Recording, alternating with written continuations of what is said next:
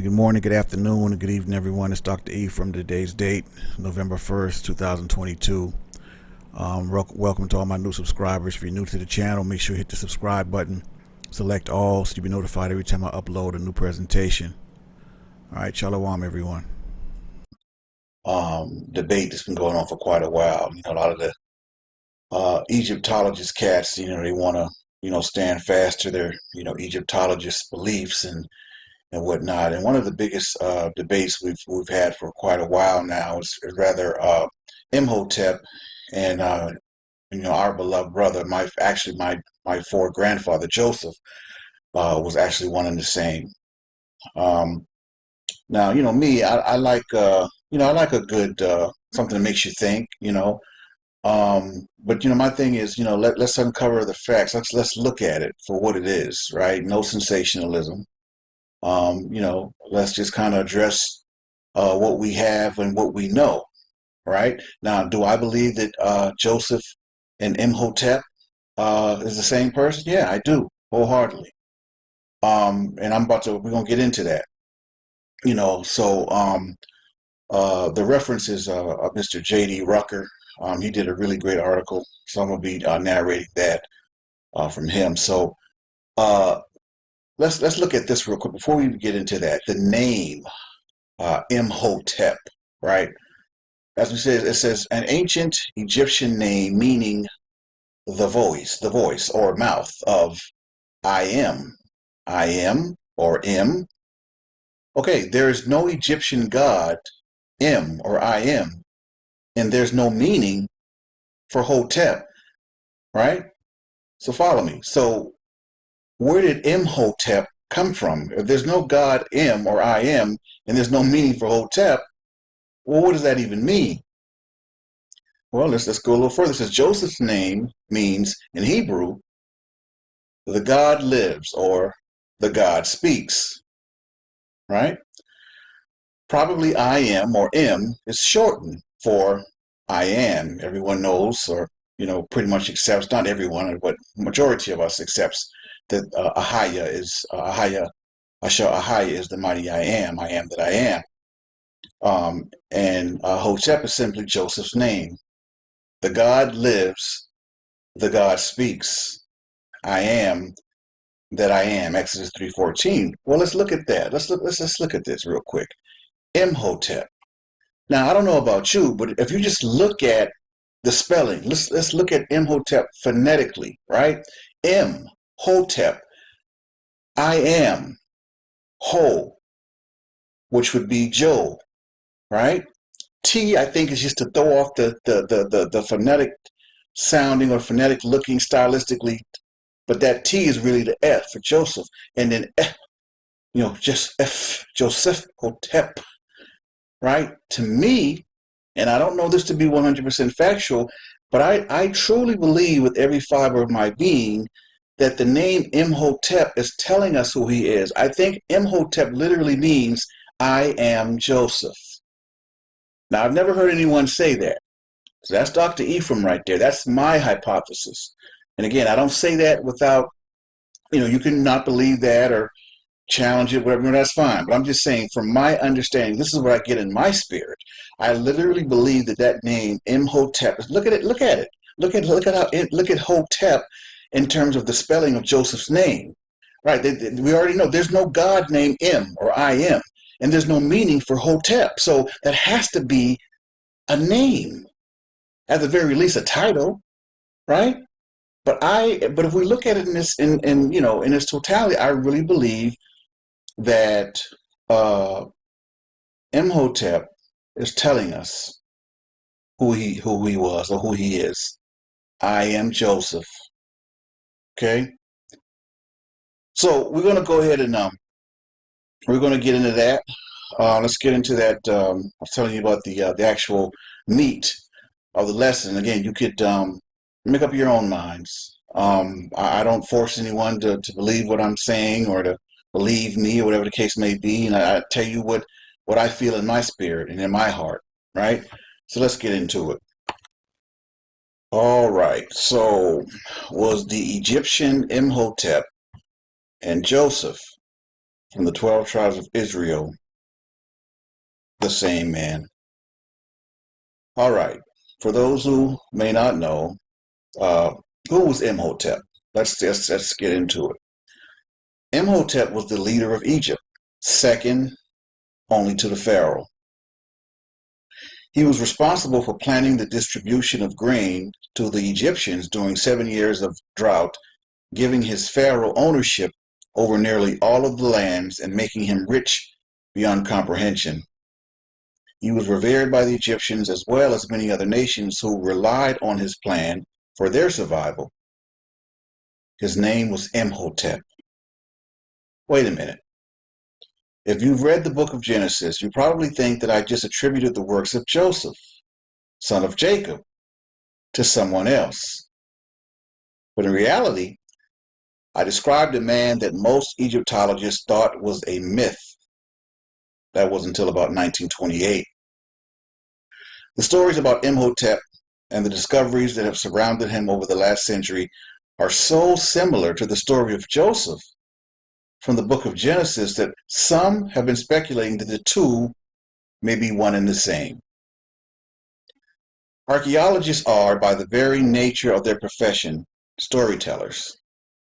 They are biographers who tell stories of people without the benefit of contemporaries and in many cases without an abundance of historical documents. They are historians who try to piece together the stories of civilizations that have fallen to the ravages of time. Now, in some cases, they have enough pieces to the puzzle that they're able to put together a cohesive and accurate picture. But in other cases, including the rise of ancient Egypt, they must apply speculations that lead to theories, all right, that fuel more speculations in many cases in order to come up with the stories that, quote unquote, make sense. Okay? The problem with many archaeologists is that they often tell these stories the same way. In other words, it's often hard to tell the difference between the well-documented histories, such as the American Revolution, from the more speculative stories like ancient Egypt.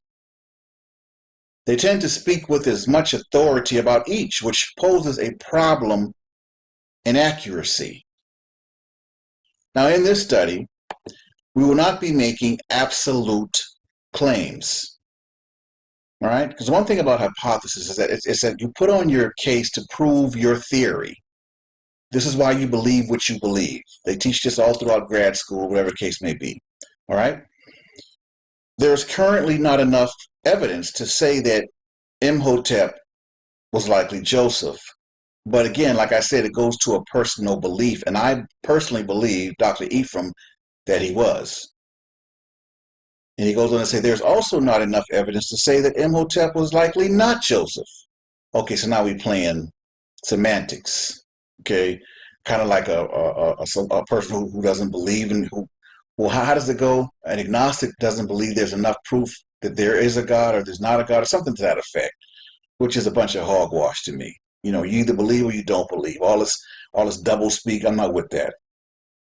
All right, but he goes on to say, we've looked at the information available, sifted through the definitive claims to see what was truly speculation and concluded this.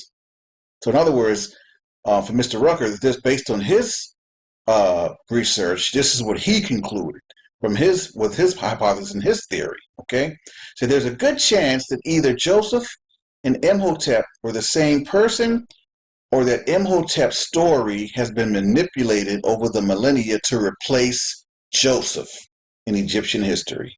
It says if the latter is true, that's not to say that Imhotep did not exist, but it is to say that a man named Imhotep, who accomplished many things, including the building of the step pyramid, was also given attribution for the accomplishments of Joseph.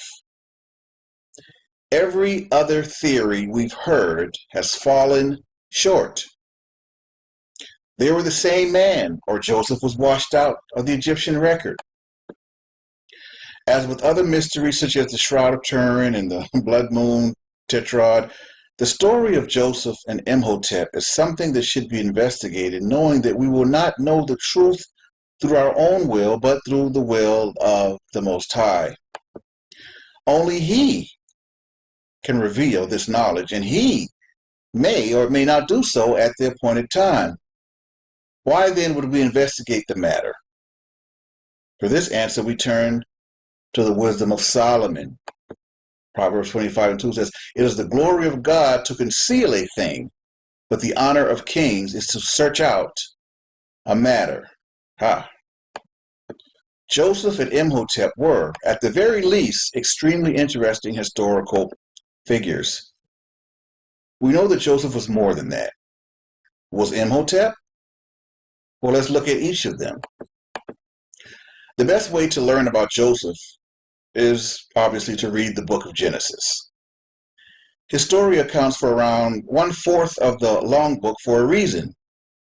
While Abraham, Isaac, and Jacob are recognized as the men that God built his nation around, and Moses and Joshua, or Yehoshua, are the men who delivered Israel out of Egypt and into the promised land, it was the life of Joseph that bridged the two groups together. And here is a brief synopsis of his story. Joseph was the son of Jacob. We know that. All right. Matter of fact, the two tribes that came out of Joseph was Ephraim and Manasseh. All right. He had two dreams that told of his brothers as well as his parents revering him in the future.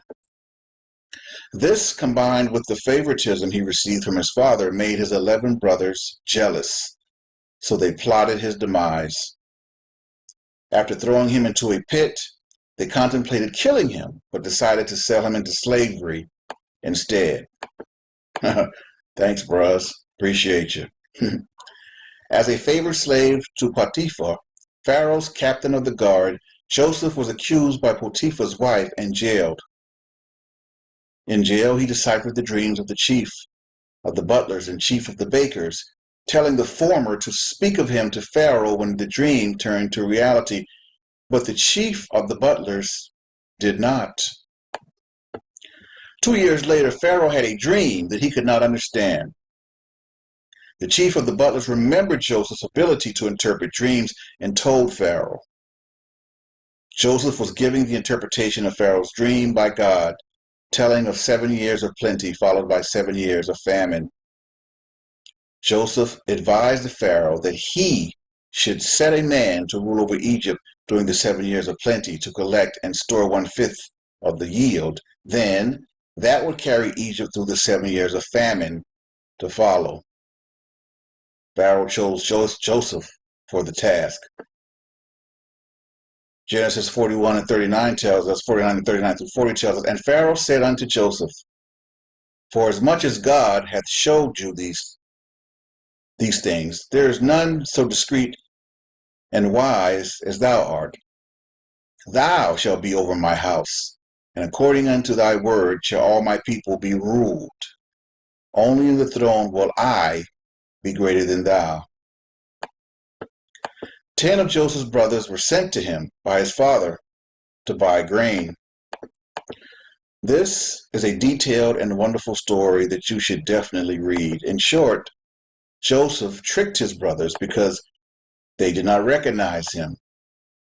He was a boy when they dropped him in the pit, but now he was 30 years old. We won't go into detail, but it ends with the tribe of Israel being welcomed by Pharaoh into Egypt to live in the land of Goshen, where, as God had promised Jacob before he left Canaan, the tribe grew to become great. This leads into the Moses and Exodus, but that's another story. Let's continue with Joseph and his influence over Egypt, and there's no denying this. Joseph fulfilled his duties, and he helped the people of Egypt as well as neighboring lands to survive during the 7-year famine, thanks to the vast stores of grain that he had accumulated during the 7 years of plenty. This also allowed Pharaoh to take ownership over all of the people, their money, their cattle, and their land, save that which was set aside for the priests. Thanks to Joseph and his God, the Most High, Ahaya, Pharaoh owned pretty much everything and everyone, in the whole land of Egypt. From here, the story describes Jacob's death and continues through until Joseph himself dies, leaving the people of Israel secure in Egypt and able to multiply greatly. This was where God would turn his small tribe of chosen people into a multitude that he would lead into the promised land. So little was known of Imhotep, other than the tales of greatness. These tales were so great that he was considered to be a myth until an inscription on the base of a broken statue of Pharaoh Dozier was discovered in 1926 during an excavation of the step pyramid in Saqqara, which Imhotep had allegedly designed. It was the first reference to Imhotep on an artifact that dated back to the time of Dozier. The second verification was found on an enclosure wall surrounding Pharaoh's Saqqamaqet's unfinished pyramid. An inscription mentioning Imhotep brings speculation that he outlived Dozier by a few years and continued into the short reign of the next pharaoh. There are many other references to Imhotep that are dated at later times. All right. But according to some references online, he held many titles: Chancellor of the King of Egypt, Doctor, First in Line for the King of Upper Egypt, Administrator of the Great Palace, Hereditary Nobleman, High Priest of Heliopolis, Builder, Chief Carpenter, Chief Sculptor, and Maker of Vases in Chief. Imhotep was believed to be the first true architect, overseeing the building of the first pyramid and having an understanding of the use of columns for supports, hewn stone, and massive building techniques.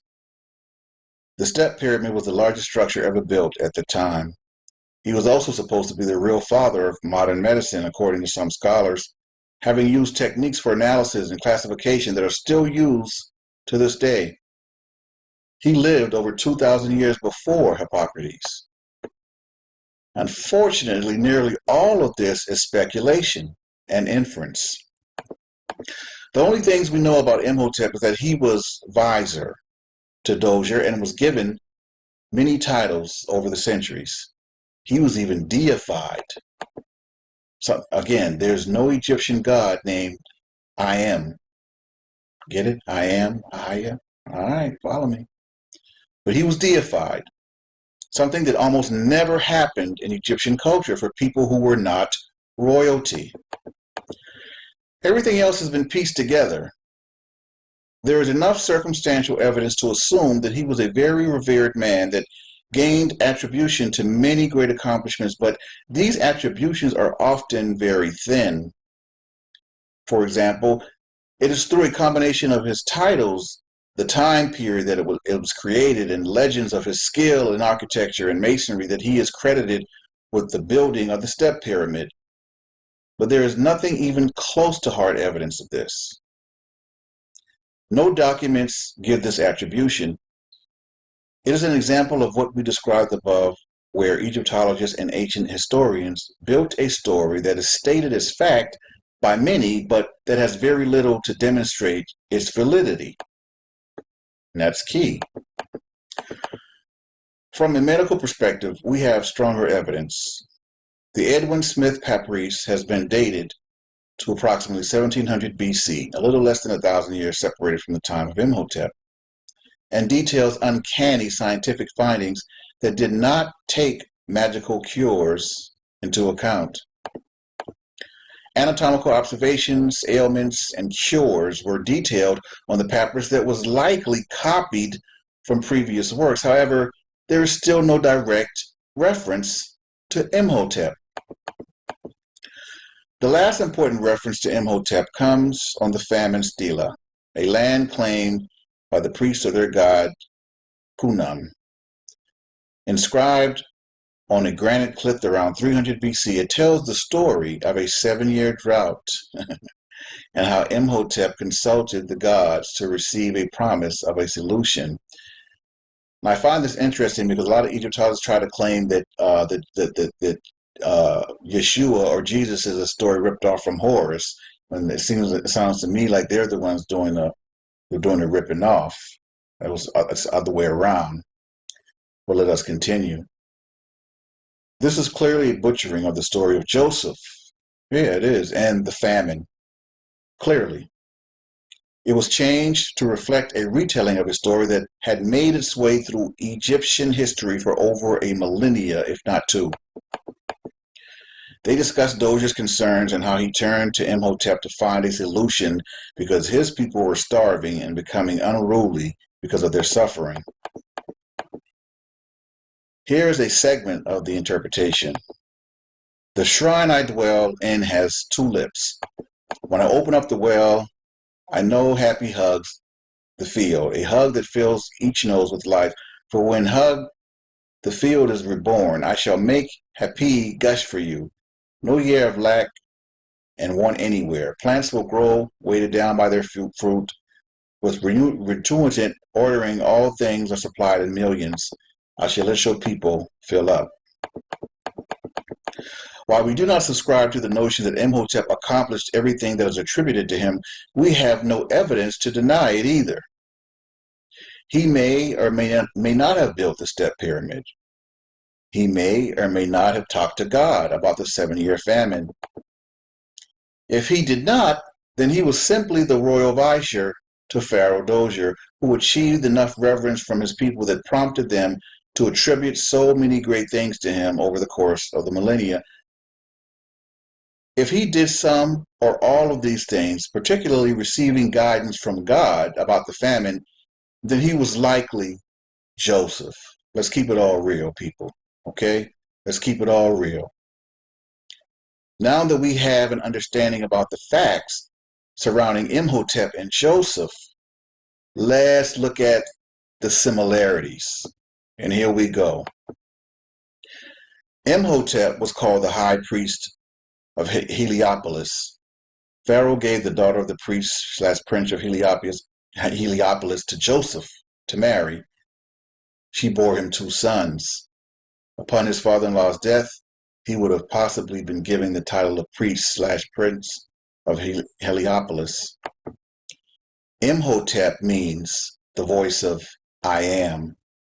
And again, there is no reference to an Egyptian god named I am. Zapinath Paneah, the name given to Joseph by Pharaoh, means the God lives / the God speaks. In Exodus, God told Moses to tell the Israelites that he was Ahaya, I am. I'm not going to speculate that I am and I am are referring to the same name of God, but it is an interesting parallel. Now, Mr. Rucker says he wouldn't speculate, but I clearly believe that I am, or the M in Hotep is I am. Again, I am Joseph, Imhotep.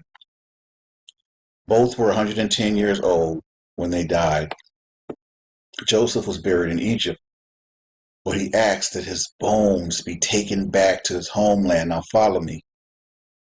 Before leaving Egypt in Exodus, Moses collects Joseph's bones and takes them from Egypt. Now get this. Imhotep's verifiable tomb has never been found, but coffins that may have been built for Imhotep have been found with the bones removed. Right. We do not include the 7-year famine story in this list because it is an unreliable source. There is no way to tell if it is truly a story describing Imhotep or a manipulated story of Joseph used to give the inscribers a credible reference to their claim of owning the land. The biggest potential contradiction lies in the timelines, but we will discuss that in a moment.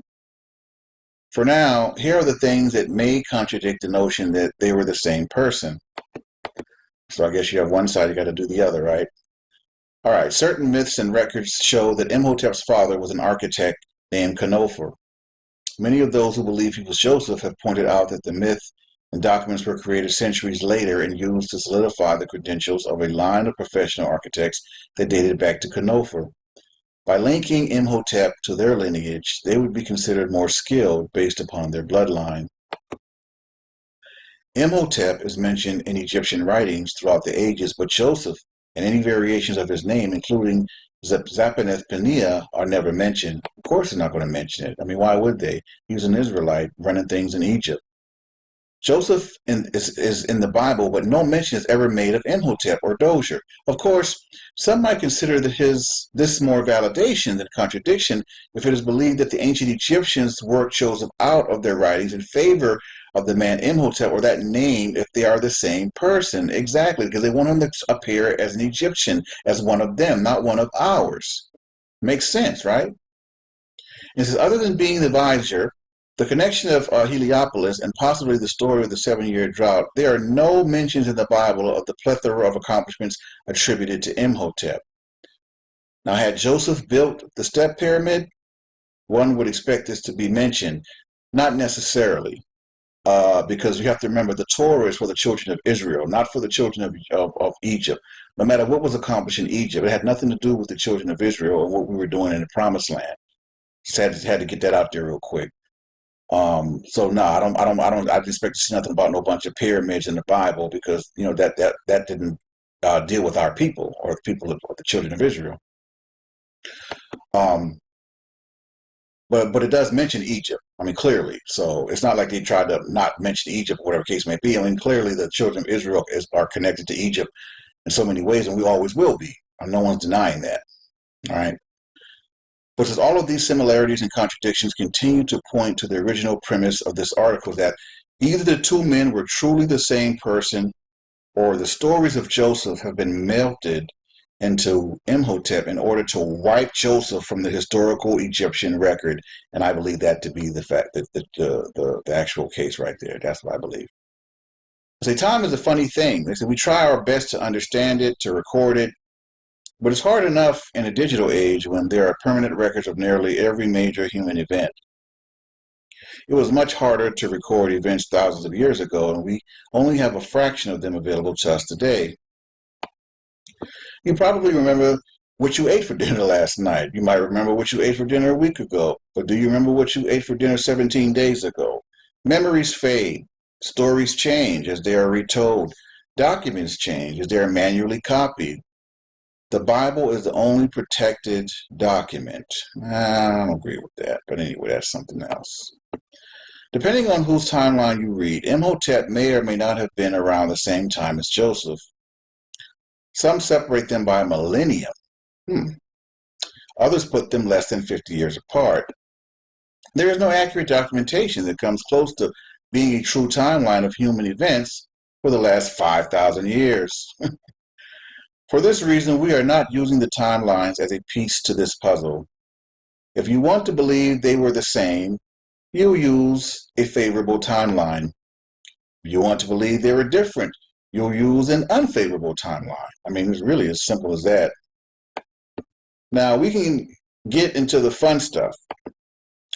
Near the step pyramid of Dozier at Saqqara, there are 11 immense pits. The official explanation is that they were tombs. Most were open-air pits. The Egyptians always covered their dead for religious and practical reasons.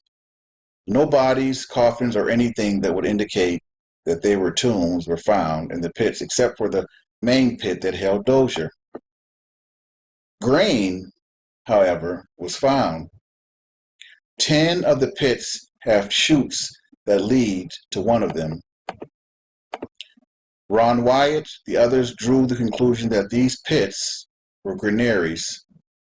If Dozier died during or after the famine, then it would make sense to convert the main pit to become his tomb, as they would no longer be needed for storing so much grain. There are tunnels and chutes beneath the pyramid that lead to and from the tomb of Dozier.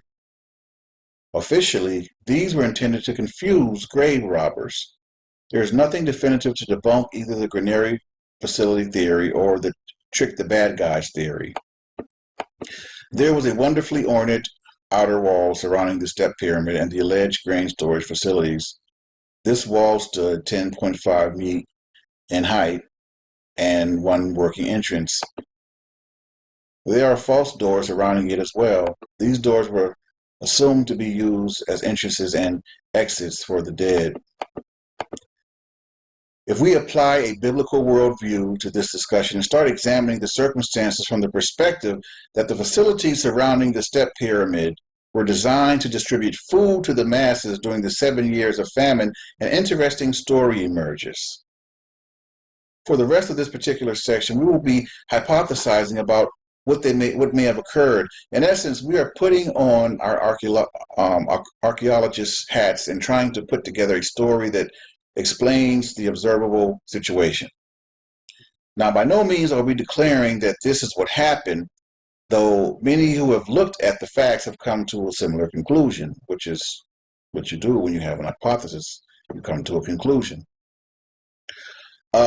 The single working interest leads to a section that is arguably the most compelling as evidence that this was a facility for distributing food.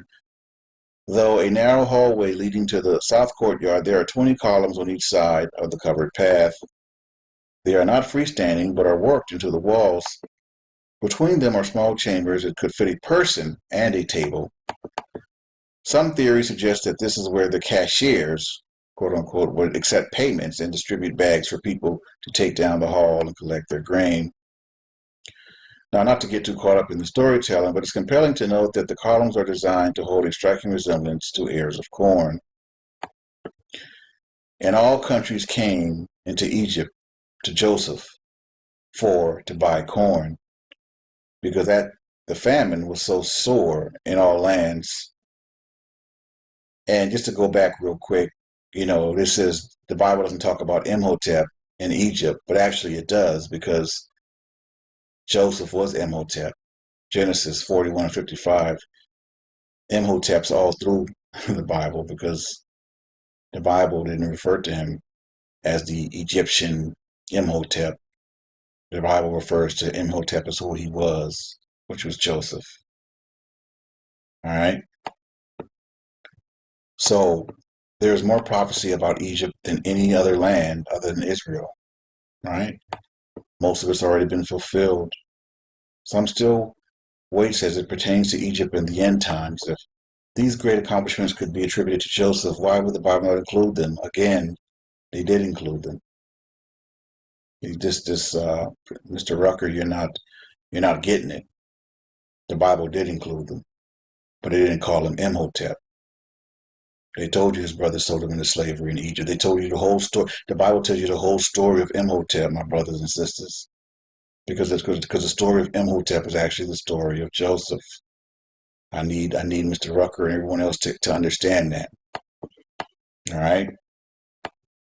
So it says, let's see here. The other side of the coin is that the forces of the world will often work to distort God's word. Yeah. It's possible that Joseph was Imhotep. Yeah, he was. It's equally possible that some of the things that surrounded Joseph's life have been attributed to Imhotep. At this time, there's no way to discern between the two without forcing one's own worldview into the discussion. Not true.